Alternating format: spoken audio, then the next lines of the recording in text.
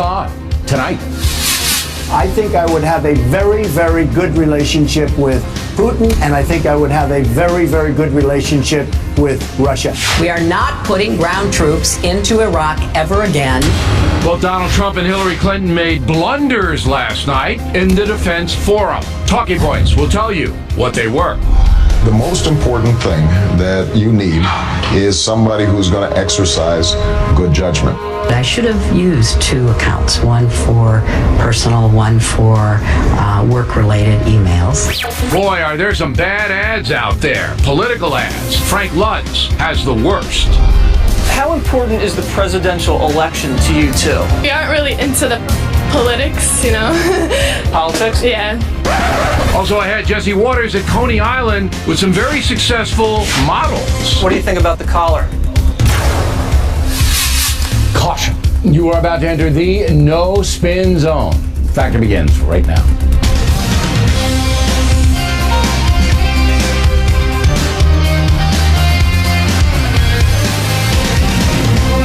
Hi, I'm Bill O'Reilly. Thanks for watching us tonight. Two blunders in last night's Defense Forum, and that is the subject of this evening's Talking Points memo. As you may know, both presidential candidates appeared on NBC last night to answer questions about national security. And they both made fairly significant mistakes. Now, as you know, we don't nitpick here. The candidate misspeaks or makes a minor error. We overlook it. But there were two moments last night that American voters need to think about. The first one was Donald Trump addressing a question about the Russian dictator, Putin. The man has very strong control over a country. Now, it's a very different system, and I don't happen to like the system. But certainly in that system, he's been a leader far more than our president has been a leader. We have a divided country. Now, the reason that description of Putin was a mistake is that it legitimized the Russian leader who doesn't deserve the courtesy.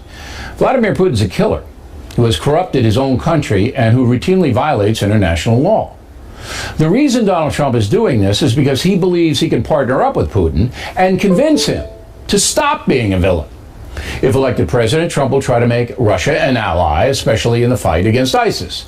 That strategy is not wrong, but praising Putin is. Let the tyrant earn friendly descriptions by doing something positive. Now on to Hillary Clinton. Her blunder dealt with ISIS. We are not putting ground troops into Iraq ever again, and we're not putting ground troops into Syria. We're going to defeat ISIS without committing American ground troops. So those are the kinds of decisions we have to make on a case-by-case basis. Well, I'm sure the ISIS savages were happy to hear that, taking ground troops off the table. That means Secretary Clinton will essentially follow the Obama plan, which is the doctrine of acceptable losses, allowing the ISIS savages to retain strongholds in Iraq and Syria, while at the same time trying to limit their destruction all over the world. You as a voter can decide how effective that strategy has been since ISIS became a menace after the U.S. pulled out of Iraq. As Talking Points has stated before, the solution to the ISIS problem is to mobilize NATO and bring the fight to the terrorists both on the ground and in the air, while at the same time setting up safe zones for refugees so they don't have to flood into Europe. That policy would work, and the USA would not have to do all the heavy lifting. Surely Hillary Clinton knows the NATO alliance is just sitting there doing very little to contain the jihad. Why not mobilize the alliance? Again, big mistake telling ISIS what you will or will not do to them. Summing up, both candidates have to sharpen their international focus, and with the 15th anniversary of 9/11 on Sunday, this is the perfect time to do it. And that's a memo. Now for the top story tonight, reaction. Join us from Virginia Beach, retired Rear Admiral Charles Kubik, a Trump military advisor. And from Washington, a retired Rear Admiral Jamie Barnett, a Hillary Clinton supporter. So where am I going wrong here, Admiral Barnett? Well, Bill, number one, thank you for having me and for having this discussion. And I think the two clips that you show, what a contrast there is. Hillary Clinton once again showed that she has the command of the issues and the judgment and experience. But what you got wrong on this is that you actually, from a strategic standpoint, need both your allies and your enemies to know exactly what you're going to do. But from an operational standpoint, You never want them to know what to do. And that's what some people confuse sometimes. Hitler knew we were going to invade Europe. He never knew when, and we actually filled him on this. I take that as a good answer, strategic versus overall. The enemy needs to know you're going to crush him. But Hillary Clinton isn't going to crush ISIS because the Obama doctrine, Admiral, has not worked in the sense that it stopped to terrorism. They still have command and control in Syria. You know they do in Raqqa. They still causing all kinds of trouble in Iraq. They hold Mosul. And this is years and years. It's a slow drip of acceptable losses. Now, the voter can make up their own mind whether that's a good strategy, but I don't think it is. So Bill, you asked, where were you going wrong on this? And so the fact of the matter is that the Islamic State is losing its state. We're actually making gains on the ground right now. But it's doing it while wreaking havoc all over the world. I mean, how much you're longer absolutely are we going to right that they are shooting out, trying to strike back elsewhere because they're losing in that. The doctrine's actually working. And here's the thing. We don't need to get into wars that we don't need to be in with thousands and hundreds of thousands of American troops on the ground. Streets, and so what we need to have, Parisians are in the streets. But what we need to have is our allies in the East, in the Middle East, to actually take down ISIS, and that's what Hillary Clinton's plan is. She's going to defeat ISIS. She's going to mobilize the allies, and then she's going to actually reduce those networks. Live in the real world. Obama has had 7 years to do this and has not done it. All right, let's go over to Putin. He's a bad guy, Admiral Kubik. He's a bad guy. And Trump is making him out like some golfing partner. Come on. Well, I think, Bill, that he did recognize that he wasn't endorsing the way Putin runs his country. He was merely expressing the opinion that he was a strong leader. And I think he was more discussing the leadership style. That Putin has become a very proactive leader, particularly on the world stage. And he feels like what we're seeing is a very passive leader in our president. Yeah, but and he sees the mess that's tyrannical, strong leaders throughout history. You don't bring them up and compare them to the president of the United States, whether you like Barack Obama or not. To say that Putin is a better leader, I mean, Bill, I think it's fair. I think it's fair to contrast their leadership styles, particularly when we see a passive leader who's not being properly respected on the world stage, and we're going to need a strong, proactive leader like Donald Trump to go up against Putin. Isn't that a bit like saying we have a police chief in any city USA who's too passive? He should be more like Al Capone, who guns down people all over the place and is a strong leader. Isn't it the same thing? Well, you're comparing a police chief with a mafia criminal. No, I'm talking about leaders. Putin may be a bad guy, but he's still the president of Russia. He's still supported by his people, and what Trump is looking to do is to create a new relationship where we have common cause to seek it, and where we don't, to basically be as tough as he needs to be. But he was really just contrasting their leadership styles. I don't think he was picking Putin over President Obama by any case. Now, Admiral Barnett, Hillary Clinton has a lot of foreign policy experience. There's no question that she does. But she doesn't have a lot of foreign policy success that I can see. In your opinion, what is the biggest success that Mrs. Clinton had as Secretary of State?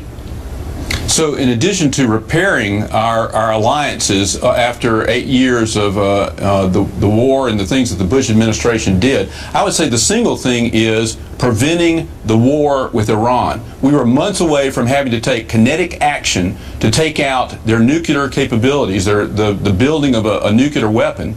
And by bringing together allies around the world and our adversaries in Russia and China, she was able first to bring tough sanctions against Iran that brought them to their knees, then to the negotiating table, and finally, that's why we have cement. So you're saying that the Iran nuke deal is her biggest. Okay, and then folks can decide whether they we don't trust them. We don't trust them, but there are people crawling all over there, right, making sure they're doing it. And that allows us to get to the other things to try and tamp down what else they're doing in the world. All right, final question for you, Admiral Kubik. Donald Trump is a businessman. He builds hotels and golf courses. All right, now we're getting into very complicated situations. The Chinese, the best example. He's going to go over, he's going to tell them you better knock off your economic stuff. And the Chinese not really going to react to that well. I mean, do you fear that Mr. Trump is getting in over his head? No, I don't, Bill. I think what you're seeing here is a new type of very agile diplomacy. We know that Mr. Trump is the art of the deal, and we know that politics is the art of the possible. I think what he's doing is blending both of those and saying that when we have to draw a line to be a tough negotiator, we'll do it.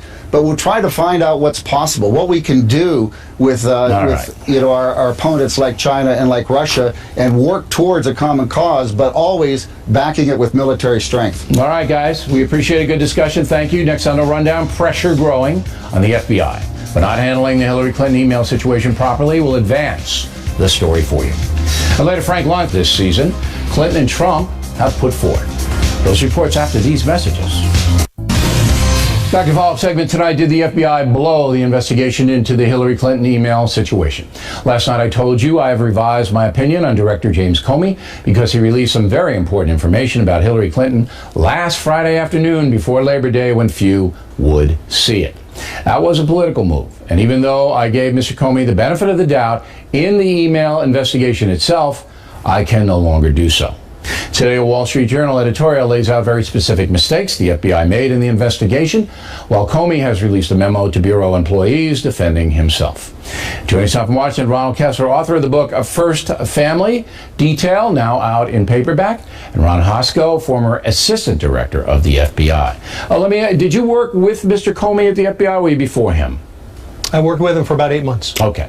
So the document released last Friday is what really turned me, not against Comey, I think he's a patriot, but now I think he's a political player, and undue influence is being put upon him by the Obama administration. And we all know, we in the media, that if you put something out Friday before a long holiday weekend, you're trying to de-emphasize it. All right? And I thought that was not what the American people are entitled to. Where am I wrong? Well, I think it's a fair question, Bill, but I do think you're wrong. I believe that because of what's happened in this case, we have seen a sequence of extraordinary events, to include the director's comments about the email scandal without prior notice to DOJ on the substance, the recommendation not to prosecute by the director, and an effort to be transparent that has gone from that to 4+ hours of testimony on the Hill. Yeah, but why did he put the stuff out on Friday afternoon when he knew nobody would see it? Why? Yeah, here's why I think that occurred. I believe this has been a continuous effort since his testimony to package up the information about this investigation. Frankly, the summary communication about the investigation is, to me, extraordinary. I've never seen it done before.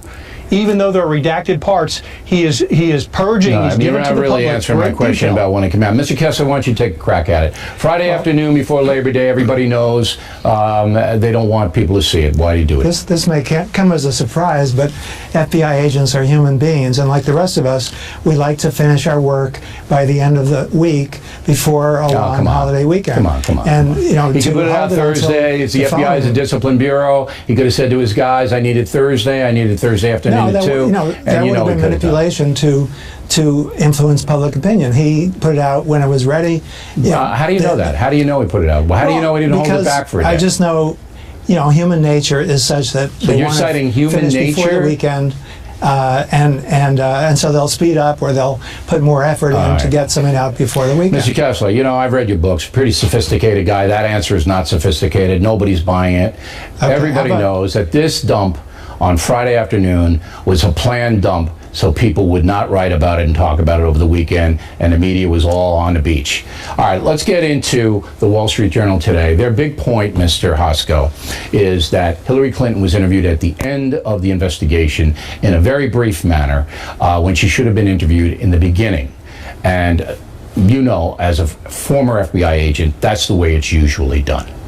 Well, I'll tell you, I've personally done it both ways, where you may early on have reason to get to that person and can get to them in a state where they're unaware that you're coming. Well, that wasn't going to be this time. But no, you have to compare what she says to what the evidence comes in if you want to establish intent. And that was not done.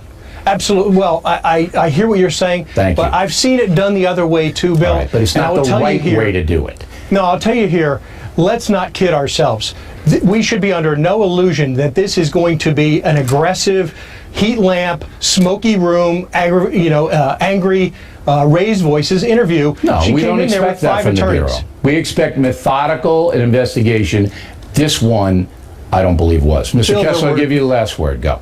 Well, it was methodical in the sense that, of course, they wanted to gather all the evidence before they confronted her. That is normally the way it's But they done can do two. in this kind of They investigation. can get her on the record up top, then they can compare the evidence they accumulate, and then bring her back to confront her with it. You know that.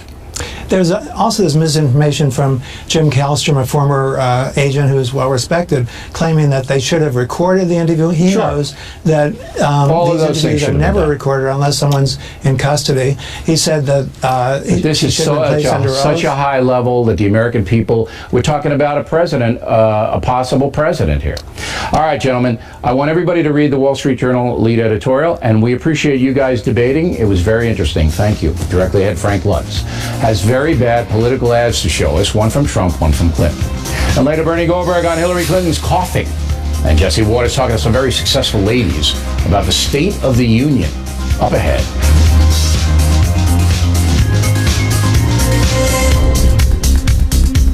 On political ads. So we asked Frank Luntz to analyze some campaign spots, and he's come up with 2 of the worst. Mr. Luntz joins us now. So let's take the Hillary Clinton ad first. Set it up for us. So she wants to make Trump look unelectable and undeserved of support among suburban voters. So what does she do? She focuses on Trump and race. We give people, undecided voters, boxes about the size of a remote control, and they turn it up or down based on whether they want to vote for or against the individual, whether the ad is credible. All right, so let me just be clear. So you give them a little box, and these are unaffiliated voters, undecided voters, and they're evaluating whether they want to vote for Hillary Clinton or not based upon what they're seeing on the screen. On a second-by-second basis, so we Okay. can figure out what works and what doesn't. Let's roll the tape. What do you have to lose? You're living in poverty. Your schools are no good. You have no jobs. Oh, look at my African American over here. Trump management was charged with discriminating against African Americans and breaking federal law. I have a great relationship with the blacks. I've always had a great relationship with the blacks. What the hell do you have to lose? I'm Hillary Clinton, and I approve this message. Now, one point of clarity. When you have the green on the Dems and the orange on the Republicans, these are leaners, right? For the most cases, yes. And what's interesting about this ad is that it never got above a 30. Right. That's For awful. both. That's awful. For both. Why did the ad fail? First, they felt that it was taken out of context. Every time you take a candidate and you only use 4 or 5 words, they assume that they didn't necessarily mean what they were saying, or they were meant to show them as negative as they can. Bill, if I took you out of context on any segment, I could show that you're saying exactly the opposite. I don't think anybody's ever done that. Never, never. No, they haven't. And the second reason is that they thought that the attacks were unfair. They provided no context, no substance to it, even though it's a 30-second ad. It All right, provided so the no basic information. thrust of the ad was that Trump is anti-black and condescending to blacks, and both the Republican leaners and the Democrat leaners weren't buying it at all. So Hillary didn't get anything from that. And she's trying to get suburban voters. It's not actually that she's trying to undermine Trump with the black community. She's trying to undermine. Get it, because she already has the African-American vote. Correct. All right, let's take a look at the Trump ad. Go. Here's the important thing about that 3 a.m. phone call. What you want is somebody who's, first of all, going to get all the facts and gather up good intelligence. We've seen rage and violence directed at American embassies over an awful internet video. The second thing you want is somebody who is able to analyze the situation, the costs and benefits of action. We were told to wait, stand down. We were delayed 3 times. The most important thing that you need is somebody who's going to exercise good judgment. I should have used 2 accounts, one for personal, one for work-related emails. That was a mistake. All right, so it looks like the Democrat leaners thought that ad was okay, but the Republicans did not. But they thought this was an ad for Hillary Clinton. The Trump campaign actually created an ad that, and you're even starting to smile there. They created an ad that helps Hillary Clinton get elected. I've never seen anything like this before. 15% of all political ads hurt the campaign that they are meant to help. Just 15%. And that's a significant amount. And the reason that people watching the ad thought it was for Hillary Clinton was because Barack Obama was talking so much. Correct. It's Obama, Clinton. Right. And that's why the green line was so high. The Republicans didn't even get that it was an attack on Hillary Clinton until they heard her laughter. They just don't like President Obama. And so as soon as he comes on, Republican leaders don't like him. But it wasn't until the end. But, you know, a sophisticated person would know as soon as she said the attack was based on a video that it was against her. But you'd have to be fairly sophisticated to know that. And it doesn't work with the average voter. So they're spending all this money, making all this effort with a legitimate attack. And by the way, this race has closed. Donald Trump absolutely has the chance to win this campaign because she is falling and falling. Right, but Trump needs better ads than that. He needs better ads, and he needs to stay disciplined. That's the key. Frank, thank you. We appreciate it. Plenty more ahead. As Factor moves along this evening, Bernie Goldberg watching the media coverage of the race, and he has some observations. In Waters at Coney Island with some high fashion models. What do you think about my collar?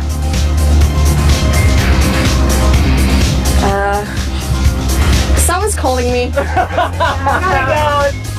The piece is better than that, and we hope you stay tuned for those reports.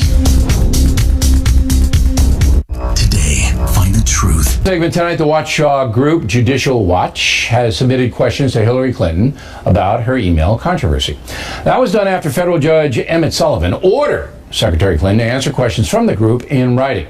So what are the best questions Judicial Watch has submitted? Here now, attorneys and Fox News analysts Kimberly Guilfoyle and Lee Sweell. Okay, so we asked you to come up with two of the best questions in both of your opinions. How many questions overall were submitted? 25. All right, 25. We obviously don't have time for all of them.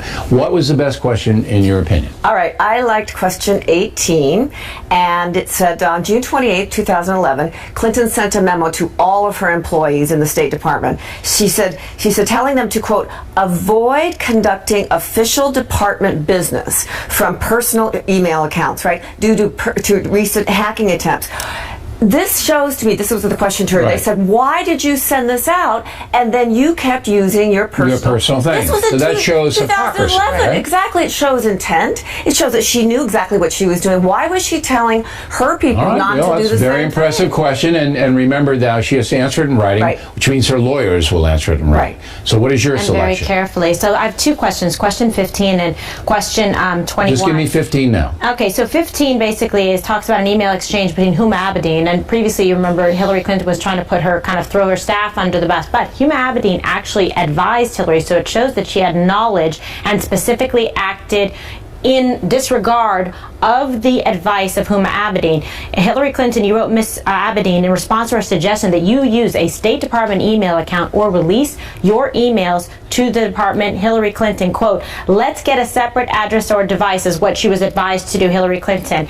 And then the question is, why did you continue using your ClintonEmail.com account to conduct official State Department business after agreeing on November 13, 2010 to get a separate device or address? So shows knowledge. Huma Abedin gave her the proper advice, right? Correct. And she didn't follow. She acted in disregard. Okay. Second good question. Okay, 14. Question 14 goes back even to 2009. This was a memo from the Assistant Secretary of State for Diplomatic Security within the department to her Chief of Staff, Clinton Chief of Staff, saying, I cannot stress too strongly, that's in a quote, that any classified BlackBerry is highly vulnerable. Again, a quote. That's in March. So she was warned. Again, warned. 2009. Let me go on. Then 3 days later, Clinton says she, quote, got it. This is in a verbal conversation. She got it. So Judicial Watch says, well then, why again did you continue using your personal BlackBerry? Okay. Shows again intent. Right. Another question, one towards the end, question 21. After you left office, did you believe that you could alter, destroy, disclose, or use email you sent or received concerning official State Department business as you saw fit? This is again going to the intent question because at the end, the litany of what Comey listed, he said, well, we did not believe she had the intent. So it's all about undermining Comey's failure to to bring charges for intent. That's what these questions are all getting Well, at. also because these questions and this cross-examine and follow-up wasn't asked by the FBI Now, when they met. they have to release these answers before the election, because we were talking about that last week, so that has to come up. Correct. Okay, now I want to just deviate from politics for a moment. President Obama let a lot of people out of jail, commuted their sentences, and one in Oakland, California, was a huge crack kingpin. Right. Tell me about him. So there's his name on the screen there, Darrell Reed, and he was also known as Little D. But back in the 80s, he was the crack king of Oakland, and I was a prosecutor back in that area, so we studied all the gang cases and drug trafficking. A lot of tremendous amount of damage. Right. You have to understand this goes hand in hand with violence, and this wasn't someone who was a simple possessor of crack cocaine. No, he this was a someone distributor. Who was not only a distributor, but he was a manufacturer. He was caught red-handed by the Oakland police in a sting operation and was caught with cocaine all over his hands. He did 26 years of a 35-year prison sentence for manufacturing, possession, so he did serve and sale. He served 26 years. He was 20 years old when he was convicted, right? Right, now he's 46. Here's the problem. Yeah. He went through the clemency program. Obama established a clemency program. In that program, Obama established 6 categories that you have to follow to get to clemency. Yeah. Okay, the second of those 6 categories is, I'll quote here, they are nonviolent, low-level offenders without significant ties to a large-scale criminal organization. How can you possibly grant him clemency? Because Barack Obama does. Will, let me answer the question. Barack Obama does not feel that selling heroin and crack and methamphetamine is a violent crime. But low-level offenders without significant ties to the guy did. It's not that egregious. He served 26 years. I understand that. And so that I'm is not. one of the criteria. I would have let him out, but I'm not crazy. He was also tied, though, to Felix Mitchell, who was the head of the mob, one of the 3 biggest gang violent. And you know what violence comes along with that. All right, ladies, thank you very much. When we come right back, Bernie Goldberg on some dubious word of the day campaign reporting. Also, Waters talking to some high fashion models on Coney Island. Moments away. Factor, the #1 cable news show for 16 years and counting. Thanks for staying with us. I'm Bill O'Reilly. In the weekdays of Bernie segment tonight, if you follow the campaign closely, you know there's a lot of nitpicking going on. Here's a good example.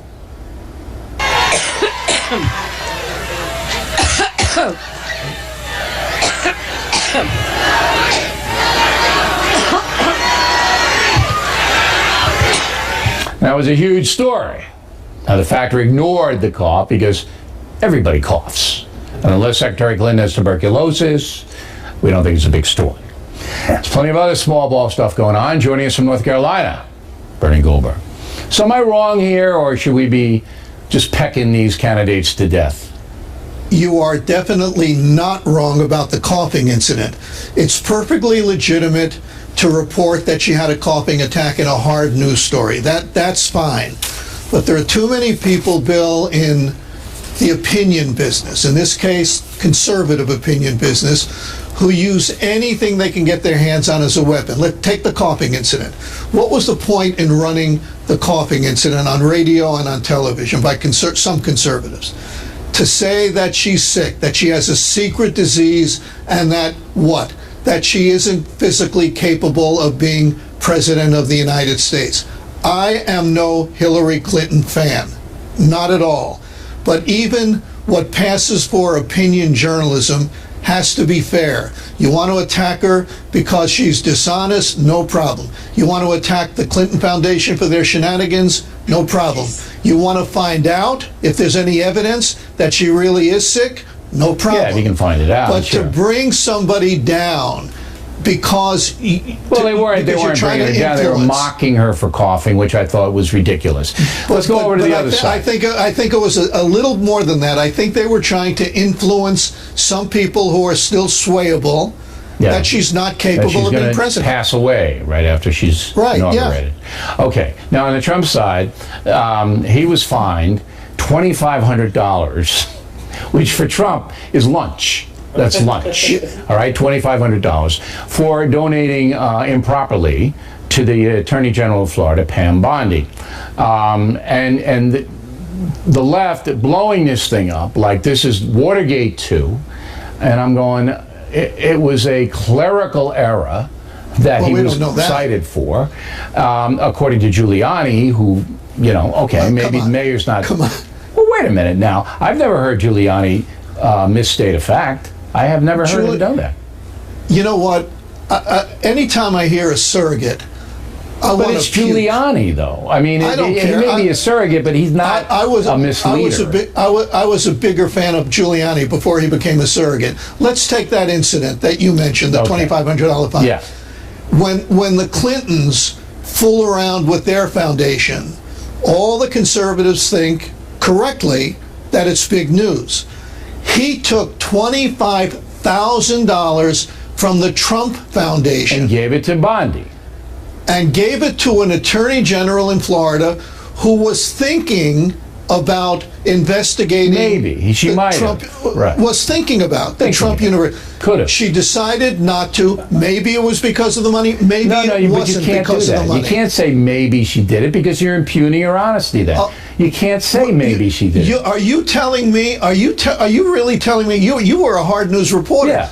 Put that hat on for a second. Are you telling me that a candidate takes $25,000 improperly out of his own foundation? Yeah. Well, let's do it this way. Hillary Clinton takes $25,000 out of the Clinton Foundation. Right. Gives it to some liberal Democrat who may or may not be investigating the Clinton Foundation. Come on, that's news. That's legitimate news. It may be. I'm not saying don't mention it, but it's not Watergate 2, Bernie. I agree. Okay? I agree with you. You can mention it, but there are people setting themselves on fire in Tallahassee. No, on that I agree with you. Okay. Thank God, because I have to go. Because we have waters, and we can't. Oh yeah, you don't want to miss. You don't want to miss. Talking about small ball. Here we go. Bernie Goldberg, everyone.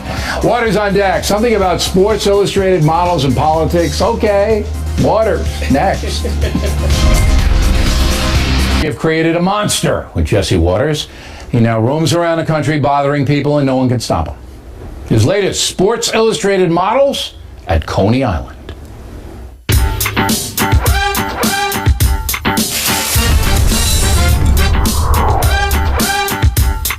So what are you doing out here today? We are here in Coney Island for the Sports Illustrated Swimsuit Summer of Swim Fan Festival. There's a lot of models, a lot of pretty girls, Are you aspiring models? Yes. I love this song. Which way's the gym? Oh, that way or that way. I don't know. Do you think I have what it takes to be a model? A Sports Illustrated model? Definitely. Really? No. How important is the presidential election to you two? Not very important, since both of them I do not like. The U.S. is too far in debt, and we need a businessman. Donald Trump's the man to do it. How important is the presidential election to you? Not important at all. 0. 0.0. A lot of things hang in the balance. It's not going to make a difference in my world, honestly. It never has. Whoever wins, wins. We're screwed either way, I think. How important is the election to you on a scale of 1 to 10? 10. I would say 6. Very important. It'll be my first time voting, so it's pretty cool to be part of it. Who are you going to vote for? Donald Trump. We aren't really into the politics, Politics? Yeah. I'll use small words that you'll be sure to understand. What do you think Hillary Clinton stands for? I have no idea. Neither does she. You got nothing! Nothing! Equality? Equality between who? The black and whites. I think things are not fair for black people, you know what I mean? Do you think Hillary Clinton's going to help the black community? I think she would help more than Trump. I think she's just a president's wife. Plain and simple. What do you think Hillary Clinton stands for? Liberty, justice, and genuine pursuit of happiness. I think she stands for a better America, really. More jobs and just help us out, I want some more. What do you think Donald Trump stands for? He's a racist and a bigot. What has Trump said that's been racist? I don't know right now. When will then be now? Soon. He wants a wall built between Mexico and the United States. There's a wall around the White House. Does that mean Obama's racist? Aha! Donald Trump, what do you think he stands for? Everything I'm against. What are you against? Winning? You threw it, didn't you? You did good, Dad. Stands for America. He wants to get this country back in shape, and I think he'll actually do it. He just wants to make America great again. It's really what he wants. I don't know what he means by that. No one knows what it means, but it's provocative. I can't say the letters like TURMP, but he's a man that stands for hard work and just always moving forward. What's the craziest thing you've seen here today? Your feet. Are you a foot model? What?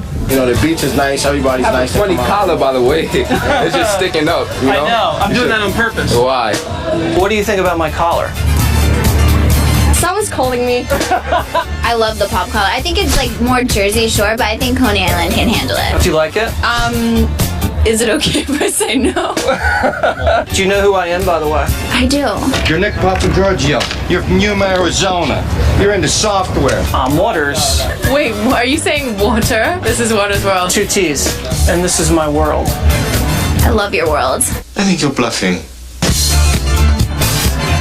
Waters milking it, you know.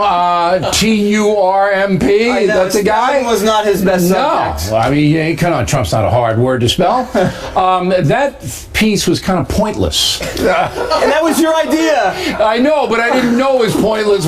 I think you made it pointless. Are you just saying models? There's no sense? Because I find that offensive. The scenery in Coney Island, the beach was nice. You like the scenery, but I didn't get a theme. Well, an overall theme. It was what do Trump and Hillary stand for? Oh, that was the theme. You were distracted, Bill. Yeah. Rob Monaco, by the way, puts together those movie clips. That was one of his best efforts. Tremendous. He saved you. He did. He saved you. It wouldn't you. be the first time. All right. Jesse Waters will be back on Monday, correct? Yes. All right. Waters, thank you. In fact, a tip today, we want you to help us cover the campaign. We'll tell you how in just a few moments. To help us cover the Trump-Clinton fracas.